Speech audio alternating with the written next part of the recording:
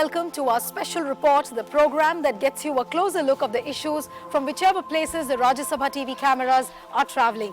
This week, we are in the state of Andhra Pradesh in a very special city of Kakinada, which is known for its Peddapuram and Upara silks. But the weavers who are weaving this silk have a number of issues related to their life, economy and livelihoods. Over the next 30 minutes, we take a close look at the dying art of weaving across the country. These hand-spun silks and cottons that fetch thousands of rupees at upmarket malls, but the humble hands that weave them live in penury.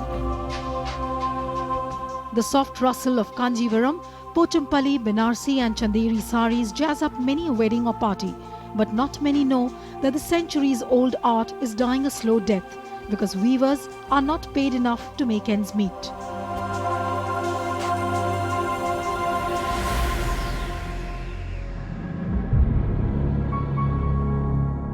Rajya Sabha TV crisscrossed interior Andhra Pradesh and came face to face with some uncomfortable findings.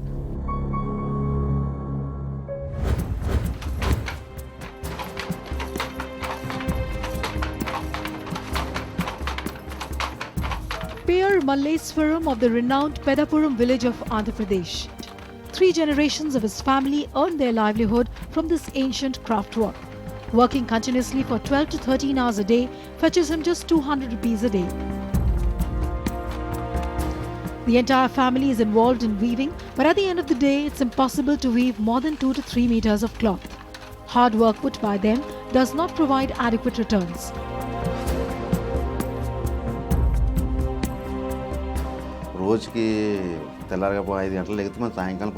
Weaver Society has been helping us for the last 3 generations, but it's not enough. You can't even imagine how we run the house every month.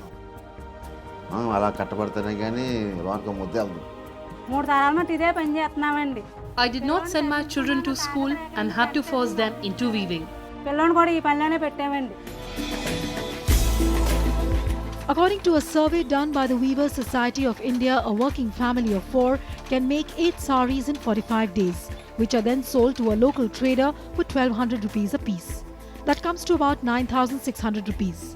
However, the cost of yarn, colours and dyes adds up to rupees 6825, leaving them with just 1775 rupees in 45 days. We have now reached the village of Upara, which is known for its finely woven Upara silk saris. There are about 1000 weavers in this village, but what's their condition? Let's find out.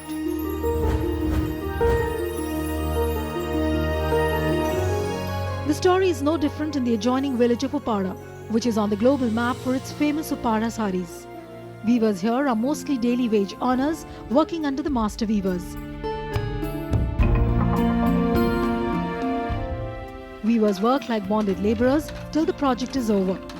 Weaving community says that the demand is low, hence they are forced to produce a limited stock, but it's only the middlemen who pocket maximum profits. We work continuously for 40 days and get our wages, but the maximum profits are taken away by the middlemen. Along with low wages, weather gods also play truant with the lives of the weaving community. Most of the weavers work on pit looms or stand looms made of wood. Therefore, during the rainy season, when the handloom unit gets wet, weaving community has no work. They have to wait till the time the entire loom unit dries up.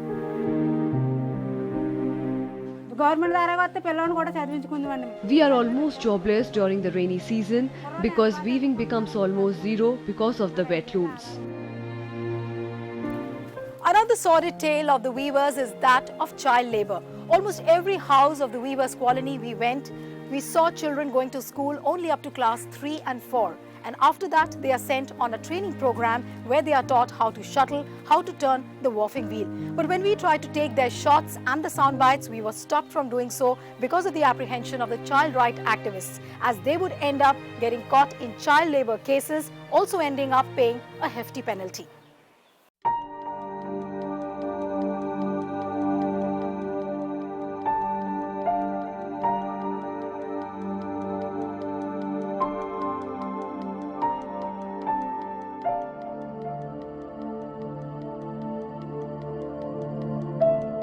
Rajya Sabha TV cameras travelled through the bylanes of the weaver colonies but could not find a single child working at the looms.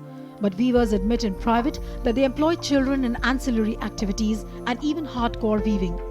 We approached the district collector who said child labour is prevalent in the industry. Upara area, there was big case last year where 28 child labour were found. This is in the tradition. Weaving a sari or for making raw material or other preparation, they take the help of children.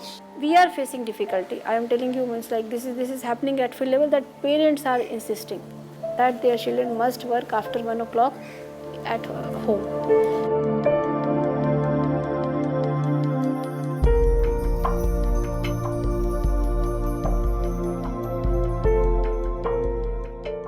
What's your name? My name is Jyoti. Okay.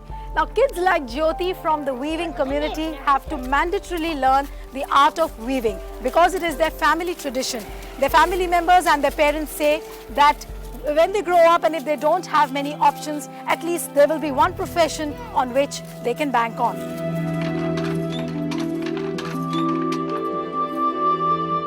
The community of handloom weavers is shrinking fast due to low remuneration and rising costs. Older family members practice the traditional craft, but the younger generation has started looking at other options. Nagmani ये बताओ कि अब तुम weaving नहीं करना चाहती हो, है ना? Why? What is the reason why you don't want to weave? Because it is your family tradition, it's your traditional vocation which your family has been following. आप उसको क्यों नहीं करना चाहते हो?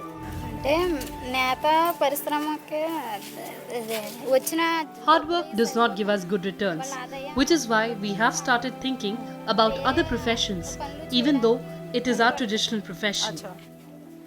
అంటే నేతకు సంబంధించి మనకి డబ్బులు అవి సరిపోవట్లేదండి, తగిన ఆదాయం రావట్లేదండి.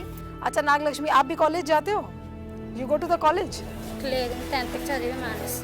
अच्छा, तो ये वीविंग का काम नहीं करते? మిషన్ నేర్చుకుని machine కుడుతున్నాను. I want to study and become an engineer and make as much money as I can because I have seen my family struggling. With weaving community looking for better paying jobs, there has been a large scale migration from villages. Right now we are in the Komaragiri village of the East Godavari district, which was once upon a time considered to be a hub for fishermen, agricultural labourers and weavers. But unfortunately, most of the weaver families have fled from this village because of the lack of adequate remuneration.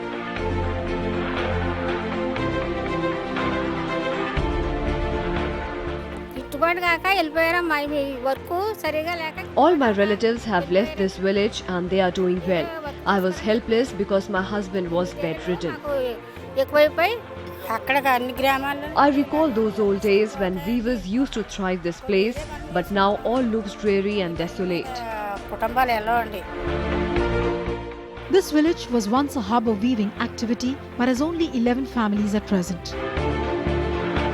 Many families left for greener pastures. That's when groups like All India Women's Conference intervened and adopted the remaining families.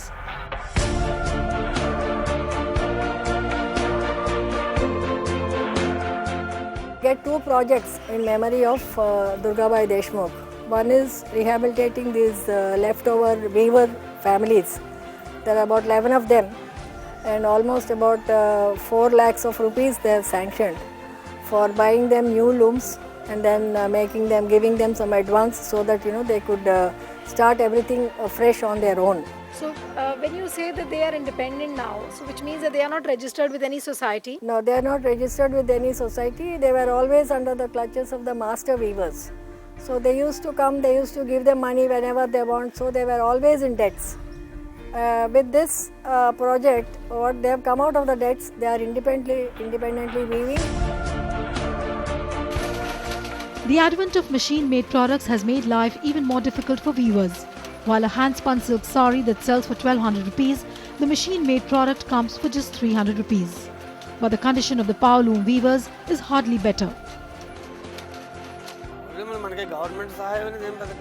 State Finance Corporation had given us a loan.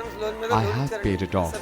But then, power is a major problem because of which machines don't run. And at the end of the day, we don't get adequate returns. The Parliamentary Standing Committee on Labour visited a number of places like Sirsila and Karimnagar in Andhra Pradesh and found that a large number of power loom weavers committed suicide due to lack of regular jobs, inadequate wages, indebtedness, resultant harassment by lenders and closure of power loom units.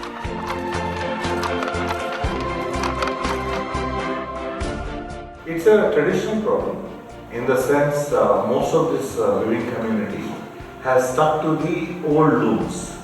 The pit looms, in which they stand and do the work that you've seen yesterday. And that's a very, very old methodology. And we have been trying to shift over to the power looms and, the more modern looms. And it takes some time for them to adjust to that.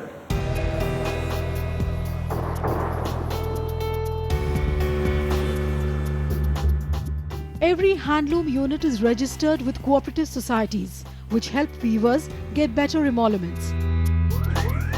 But the weavers say that's not enough.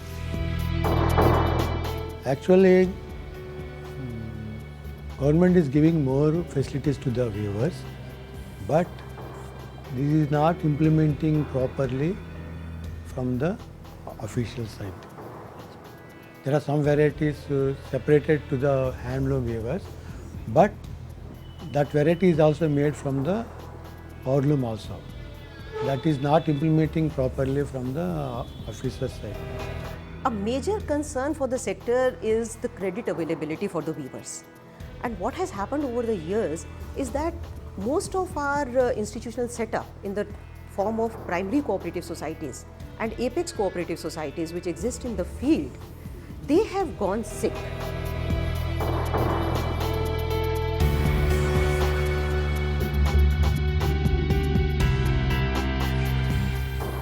Let's take a break at this point in time, but when we come back, we dwell on the health challenges faced by the weaving community. Back in a moment.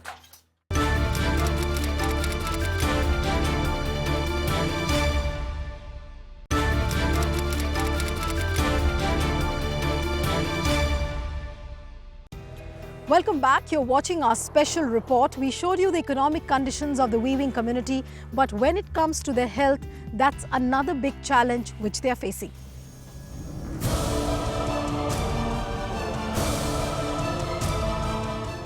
We visited a number of weaver colonies across the district of Kakinada and came across tales of occupational ailments.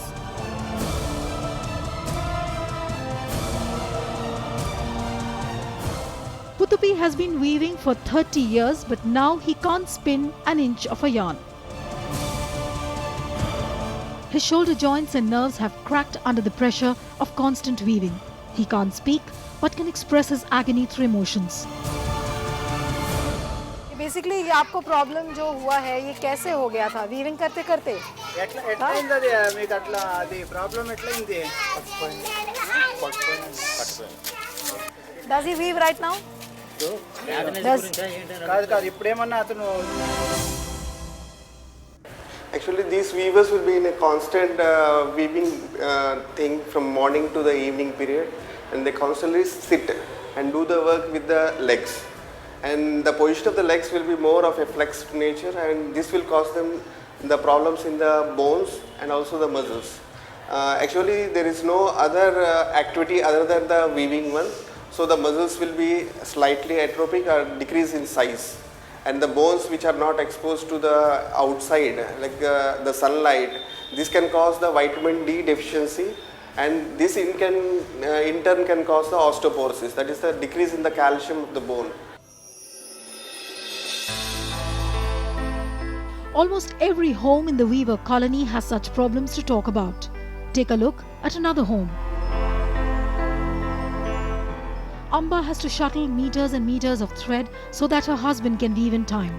But swelling on her legs is something which she has accepted as part of her life. She spent her entire life weaving, keeping her legs inside the pit looms for long hours. This led to a condition called pedal edema.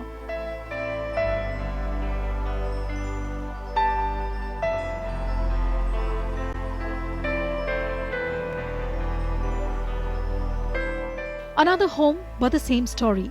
This weaver can barely walk because of arthritis. Weaving activity has precipitated the problem. अच्छा सत्यवती जी, ये problem आपको कितने सालों से है जो आपके पैर में बहुत ज़्यादा स्वेलिंग है, आप ठीक से चल नहीं पाते हो? I can't even express my pain to anybody, as in every second home, people are suffering from this ailment in Weavers Colony.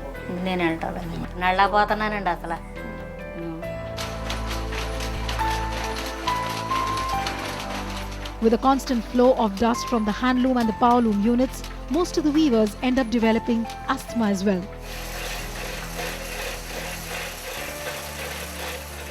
Weaving thing will definitely cause them the asthma, because these particles will get deposited in the lungs and this causes secretion hypersensitivity reactions, and this will precipitate the asthma. Actually they are not the persons who will get the asthma, this will precipitate the asthma, or it is called the byssinosis and bagasosis, which is the industrial thing which can occur in these weavers. Now, I have been trying to learn weaving for the past 10 minutes almost. I'm still struggling, but the thread has not moved an inch. So which means it's not really an easy job. But let's take a break at this point in time. More when we come back.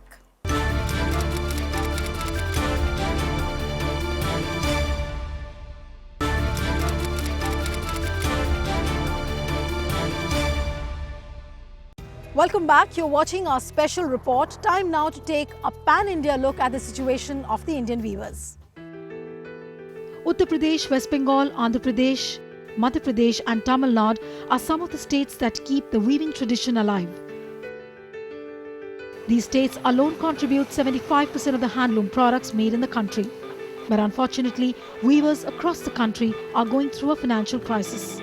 In the budget for the current financial year, the government also announced a loan waiver package of 3,000 crore, which was expected to benefit 15,000 handloom weaver cooperative societies and 300,000 handloom weavers who had been unable to repay their loan on account of economic difficulties. But the cooperative societies, despite these benefits, say that both the centre and the state government need to take a relook at the policies, and the funds should be used for value addition, upskilling, productivity improvement and manufacturing. It would be wrong to say that the government has not woken up to the problems of the weavers. In fact, the people from the community say that it's too little, too late. But with a sudden spurt in inflation and a sea change in the standards of living, it is impossible for the handloom weavers to sustain themselves on government subsidies and various welfare schemes. They are trying to help the community through the subsidy on the yarn and giving better credit terms to the societies. I think that is one way of addressing the problem. But we have, by and large, involved the community in trying to prescribe better solutions. The Ministry for Commerce and Industry has recently announced that the government would issue weaver credit cards, interest subsidy, credit guarantees and freight reimbursement. We have lots of clusters and groups and mega clusters in which we give them skill upgradation, we give them training, we give them design inputs. Because the need of the hour is design.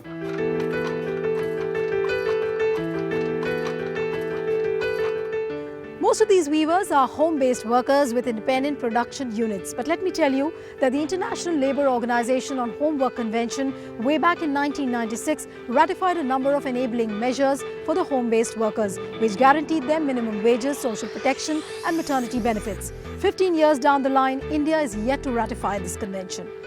It goes without saying that the weavers are leading a difficult life, and the situation will not change until the handloom sector is revamped.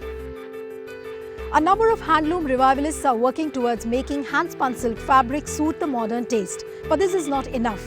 Now, for example, Kanjivaram and Chanderi silk fabrics grab the attention of a number of Hollywood personalities. To give you another incident, for example, during the making of the film Three Idiots, actor Amir Khan gifted Kareena Kapoor with a Chanderi silk sari, which was woven by the handloom weavers of the Chanderi village in Madhya Pradesh. But let me tell you that all these gestures are symbolic and momentary. Much more needs to be done. If you marry fashion with weavers, that's the way forward, and the government holds the key for it. They just need to cut the red tape, make it simple, and I really think it is possible, because I've worked with Crafts Council of India and I saw the pool they have, but unfortunately, the methods of work are driven by so much of red tapeism.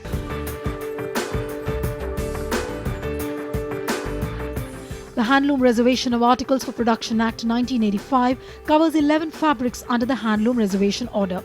The reservation policy has lost its relevance and most of the items are produced only on power looms in a cost-effective manner. Satyam Committee 1999, which formed the basis for Textile Policy 2000, had strongly recommended that Handloom Reservation Act should be done away with. Now, during the course of this shoot, I spoke to a number of people from the various Mills Association of India, and there was just one view which came across, and that was that the Handloom Reservation Act is not only unrealistic, but is also curtailing the growth of the weaving and the decentralized power loom sector, which is making clothing expensive for rural India and is also limiting the standards of living of the handloom weavers. There are certain products which are reserved for handlooms, and as I said, they provide employment to so many people. So we have to cater to their employability as well. And Handloom Reservation Act just ensures that.